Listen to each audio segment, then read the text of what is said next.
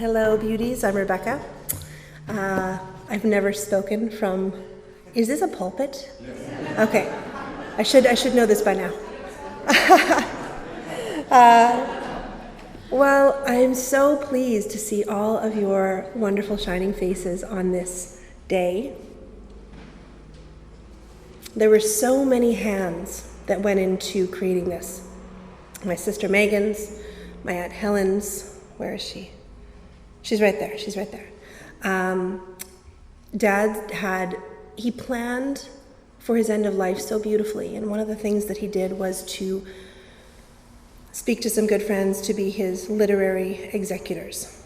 And so it was the hands and the minds and the hearts of those people who went into creating this book, and I am so grateful to these people. One of them is Dave Chang, who's right here.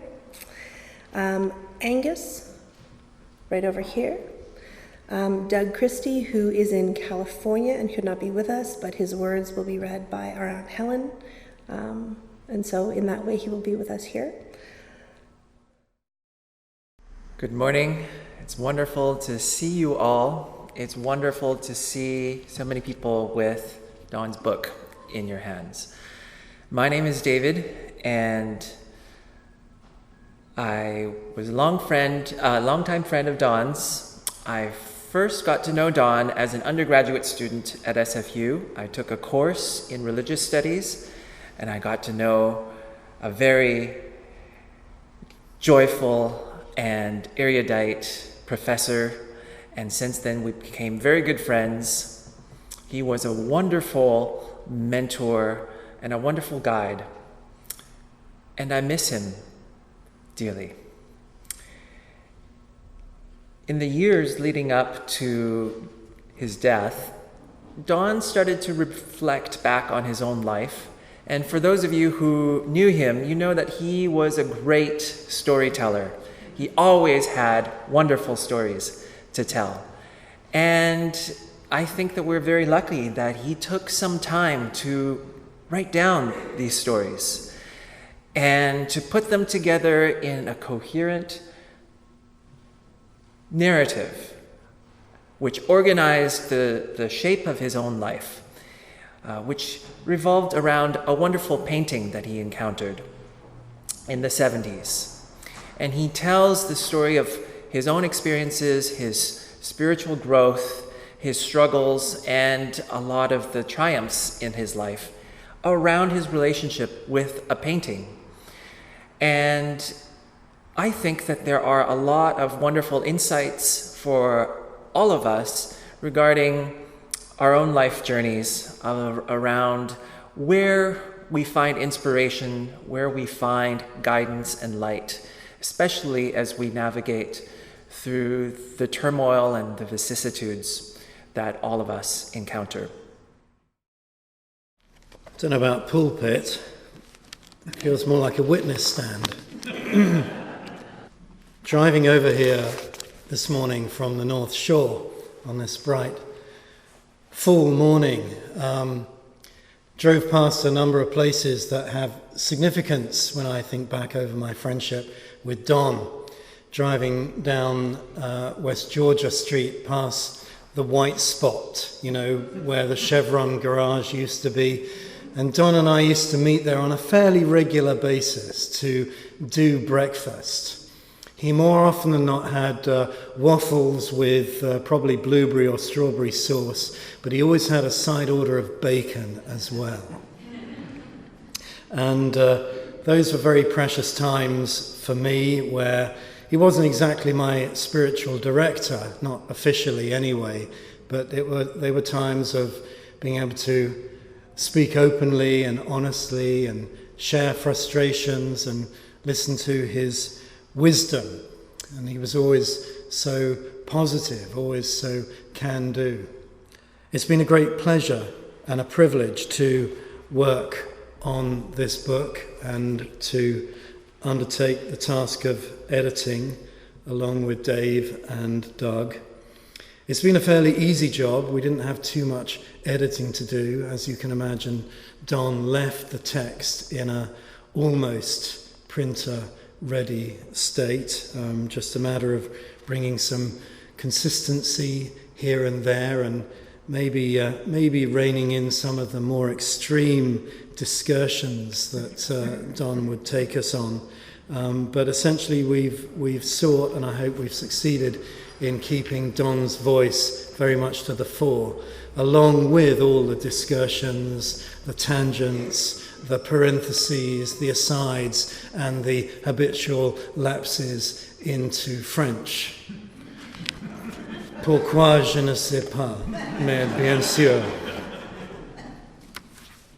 The passage I'd like to read comes from chapter 9.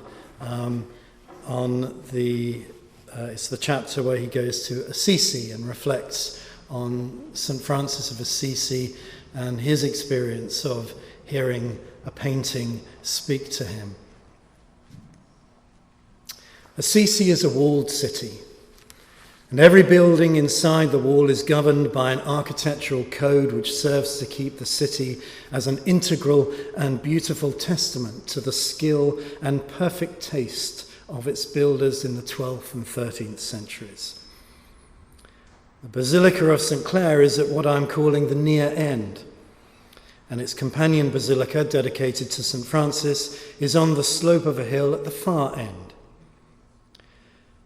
The critical moment in the life of Francis, after his wild youth, his time in the army and as a prisoner of war, and his resistance to the domination of his wealthy father, occurred in 1206 as he was praying in the ruined and roofless church of San Damiano. He was praying in the presence of a representation of the crucified Jesus, not a crucifix, but a flat wooden cross painted in red and gold. It is a large Romanesque or quasi-Byzantine rude cross, of a type sometimes called an icon cross, because of the representations it contains around the central figure of Jesus, of persons related to the crucifixion. Or more commonly, it's called the Cross of San Damiano. As Francis was praying, he heard Jesus speaking from the cross. And what he heard was this: Francis, rebuild my church, which, as you see, is in ruins.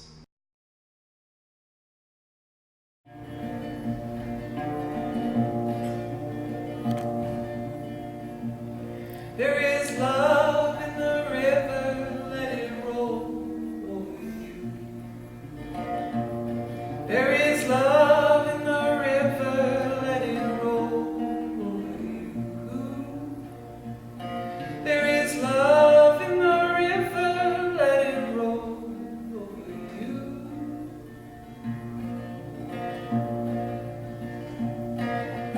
This I know is true. This I know is true. Don Grayston was one of the great friends of my life and one of the finest human beings I've ever known. On this day, as friends and family gather to celebrate the posthumous publication of his memoir, I want to join with you in remembering and appreciating Don. I first met Don thanks to, of course, Thomas Merton. We had traveled to Rochester, New York for a small Merton conference and found ourselves sitting one evening in a small hotel bar. He introduced himself in that ebullient fashion I later came to appreciate as signature Don Grayston. Outstretched hand, beaming smile, eyes dancing with mischief. Leaning into the conversation with everything he had. I was smitten. We talked for hours that night. And for years afterwards, we continued talking. We never stopped. There was almost nothing, with the possible exception of sports, that Don could not talk about, to my father's regret. But his deepest passion was for anything that elicited or opened unto spirit. Not narrowly conceived, but wide and encompassing, whatever touched into the depths. The deepest thing in each of us. This is what drew people to Don and what drew him to others. The chance to share life, kindle intimacy, to cultivate joy. Well, I'm not sure that I'm as a longtime friend, more than most of you who have known Don. We met in 1997, and Don was Don.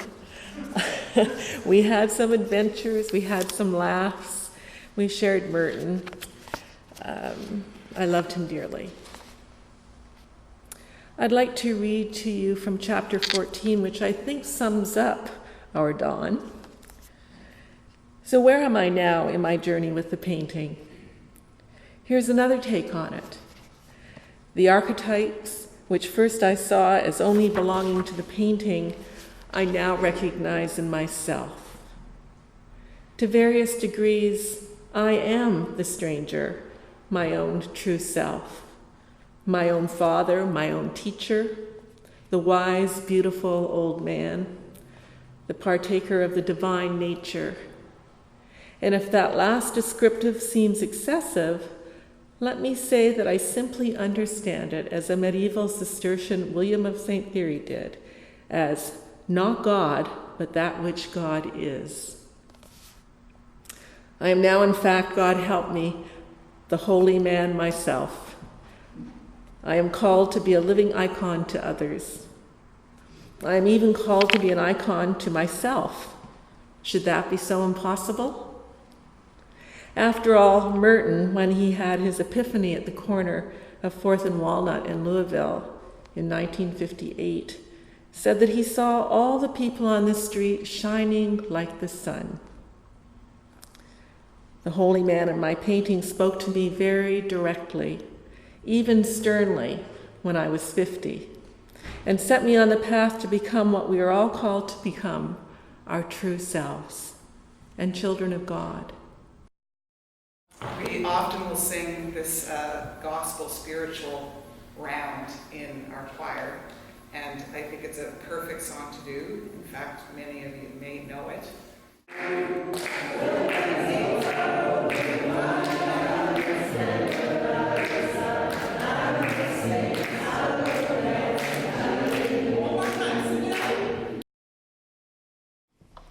It's such an honor to get to be part of today. About a year or two ago, Vice magazine was interviewing comedians about what was the weirdest gig they had ever done. And they said, do you have any stories like that? And I said, well, there was one time when my childhood priest, who was an Anglican, got me to do a show in a Lutheran church basement to raise money for an ex-KGB translator. And they said, yeah, that'll work. Donald Grayston, my mother's priest at All Saints Church in Burnaby in the late 1970s and early 1980s, the man who performed my parents' marriage, 1979, mine and my brother's baptisms, 1980 and 1983, mom's memorial service, 1991, mine and my wife's secular marriage, 2007, and my grandmother's memorial, 2009, was a Merton scholar, but I wasted every chance to swim in that pool until Dawn, too, was dead. Only after losing my relatively intimate connection to one of the people in the world who I'm guessing knew the most about Merton, and certainly understood the animating spirit of Merton's work better than just about anybody, did I start to think that maybe there was something to think about, something worth contemplating about the monk. The life that I've been living in the time since we said goodbye to Dawn has been shaped tremendously by that epiphany. So I want to thank Dawn's daughters and thank you all for letting me be a part of today.